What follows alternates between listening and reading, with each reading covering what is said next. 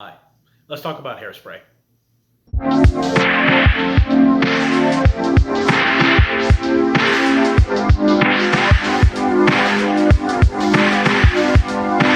Musical styles are still a very important form of communication for our young people. The second adaptation of the 1988 film of the same name, the 2007 retelling of Hairspray was an absolute smash hit. It was adapted by Leslie Nixon, who also handled the screenplays for Mrs. Doubtfire, The Thomas Crown Affair, and Freaky Friday. Adam Shankman was tapped to helm the project after his successful work on The Wedding Planner and Bringing Down the House. Personally, I don't think they could have chosen a better cast. John Travolta of Carrie, Grease, and Pulp Fiction fame, Christopher Walken from True Romance, Joe Dirt, and the Prophecy series, Amanda Bynes from The Amanda Show, All That, What I Like About You, and the mid-2000s Rugrats, Queen Latifah from Living Single, House Party 2, and Chicago, James Marsden from 27 Dresses and the X-Men franchise, Zac Efron from Summerland and High School Musical, Elijah Kelly, who'd go on to have parts in Red Tails and Star, Nikki Blonsky in her silver screen debut as Tracy, and last but certainly not least, the beautiful, the charismatic, the revered and respected Michelle Pfeiffer.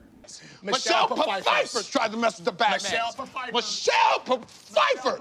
Also, funny enough, John Waters, the man who did the 1988 original, makes a cameo early in the film as the man flashing a group of women he walks past as Tracy sings. The set design, the costumes, and the music are all fantastic. I love them to death. I could talk about Lady's Choice all goddamn day. But obviously there are much more important things to talk about with this movie, so let's not waste time, shall we?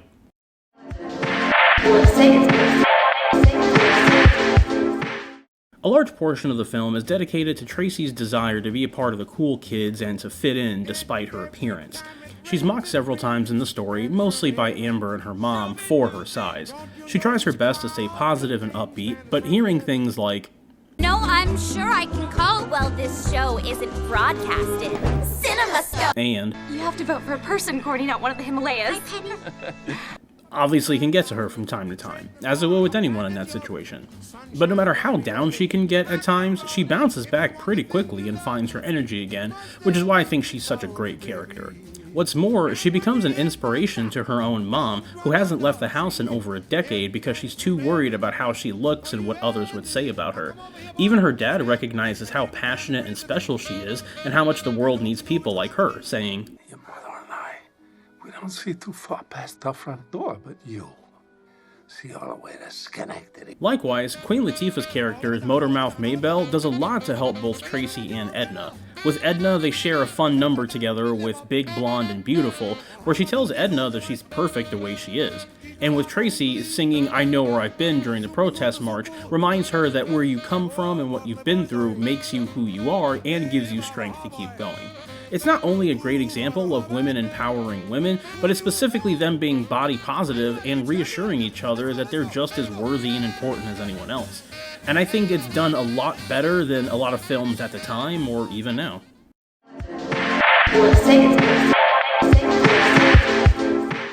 It doesn't get a lot of screen time, but I absolutely eat up the time we do get with Edna and Wilbur.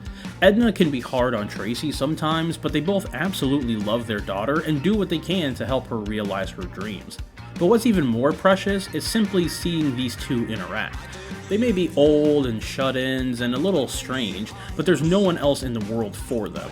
Walken and Travolta's performances really do shine, so much so they won an award for Best Grown-Up Love Story.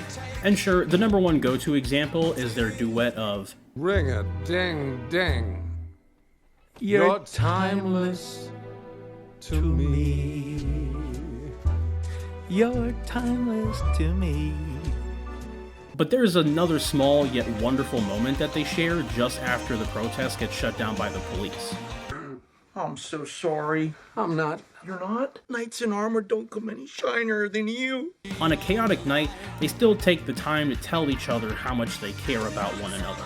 And I don't care how corny that may sound, I'll never not appreciate small bits of relationship writing like that.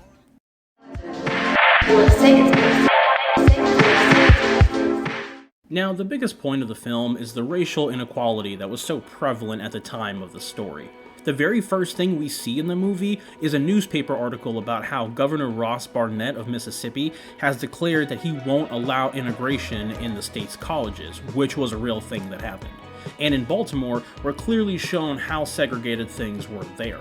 The Corny Collins Show, the show at the center of the drama, is an all-white dance show that... And once a month we have our Negro Day! And on the one Negro Day we do see, we see that the white kids have stolen the black kids' dance and song routine, but the black group decides to still perform the song anyway. And Miss Von Tussle has the nerve to get mad at Maybelle about that. How dare you pick the same song? They wrote it. You watch yourself. You are 1 inch from being canceled. When Tracy auditions for the Corny Collins Show, Miss Von Tussle asks, "Would you swim in an integrated pool?" And when Tracy answers yes, Von Tussle responds, "Not in Baltimore, it isn't. And may I be frank? First impressions can be tough, and when I saw you, I knew it. If your size weren't enough, your last answer just blew it." When Tracy, Link, and Penny go to Maybelle's place for their first after-school dance party, Maybelle makes a joke, but what she says carries a lot of weight, as we'll see later in the film. We got more reason to be scared on your street. But arguably, the most upsetting and telling thing in the story is when Tracy is marching with Maybelle and her community and they get stopped by a line of police. The cops immediately tell them to disperse and Tracy tries to talk to them. But when the captain turns his head, Tracy lightly hits him with her protest sign. His response is to claim assault and then tell his men to arrest the entire crowd, to which Tracy runs and the crowd holds off the cops so she can get away. Now, it's bad enough that cops legitimately did and do stop peaceful protests from happening, but it was a bit of a mixed message to have Tracy, the white girl, cause an issue with the police and then run away and leave her black friends to deal with the mess. Like, you just can't help but notice that. Is there some reason we can't pass by peacefully? Head back to where you come from. Hey, you don't have to be so rude. Tracy! Excuse me. She was talking to you. You just assaulted a police officer, miss. Enough! Come on, hey! Take the whole lot in. Run, Tracy, run!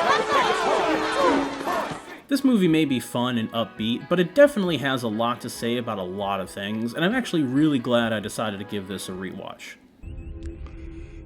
That being said, there is some fun facts and some insane choices of dialogue that I cannot let go unheard. When Tracy gets to the show and Penny shows Tracy's parents, there's a quick exchange between Penny and Edna. All about it. The big fake Hollywood set. No, Mrs. You think I want to think that he's really up there? It's not John Glenn, Mrs. Turnblad. Well, why are we watching this? They're actually referencing John Glenn, who only months prior flew the Friendship 7 mission and was the first American to orbit the Earth and receive a medal from NASA for his accomplishment. And it's utterly hilarious that Edna thinks that was faked. Later, when Tracy is hiding from the police in Penny's house, Penny takes her to the basement to a shelter room and remarks, You are so tough. So what do you think? Maybe you could live down here. I don't even know why we have this room down here, but there's food, water, first aid kit, gas mask, Russian language books. And it becomes totally clear to us that her mom was big into the Red Scare of the 50s and built herself a small bomb shelter in the house. Last fun fact, and I use fun loosely, there's a short moment where Tracy sees a group of women smoking and having martinis while celebrating being pregnant. Let's toast to that. And when real life ads at the time looked like this and like this, yeah, it's a sad truth to see that this behavior was crazy common.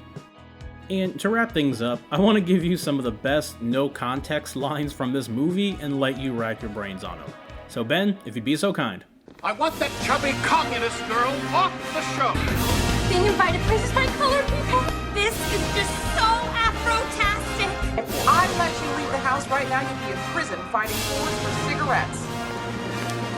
Distorted sound. What's that? The cries of people being mugged. You'll be on files.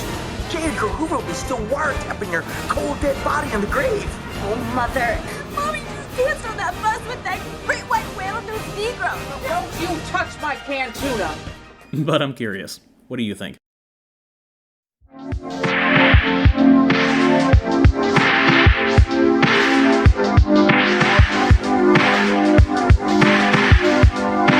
Musical styles are still a very important form of communication for our young people. Hi.